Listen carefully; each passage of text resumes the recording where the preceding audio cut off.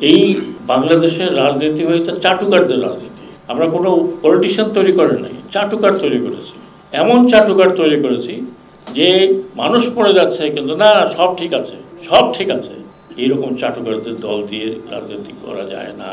এখন যে সমস্ত রাজনৈতিক দল আছে, এমনকি যারা ক্ষমতায় ছিলেন তারা এখনো আছেন, তাদের রাজনীতি চলবে, তাদের রাজনীতি বন্ধ করা যাবে না, বন্ধ হবেও না।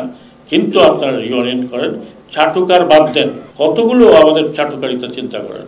আর একজন নেতা গেছে, তাকে ফুল দিতে দিতে দিতে দিতে কবরই দিয়ে একরকম, আর উনিও খুব আনন্দ পান। মিডিয়া না থাকলে উনি কথা বলেন না, মিডিয়ার সামনে গিয়ে চাটুকাররা প্রথমে আধা ঘন্টা কথা বলে। এখন কোথায় গেছেন ওনারা? কেউ কোন দিকে পালাচ্ছেন, কেউ কোথায় আত্মগোপন করে আছেন, because you are anti people. আপনারা চাটুকারি করেছেন, আপনারা সঠিক পরামর্শ দেননি। আপনার হালুয়া রুটি খাওয়ার দরকার ছিল। করাপশন। চিন্তা করেন যে একজন পিওন 400 কোটি টাকা নিয়ে যায়। আমি জীবনে 1 কোটি টাকার উপরে চিন্তা করতে পারি না। কত টাকা আমরা বাড়ি বিক্রি করে দিয়ে টাকা আছে।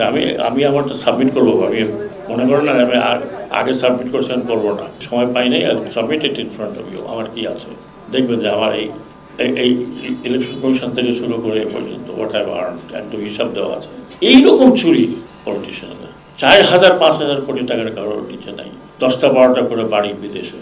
এখন যারা যেতে পারেন না তারা এখন ঘুরে বেড়াচ্ছেন, টেলিফোন করতেছেন।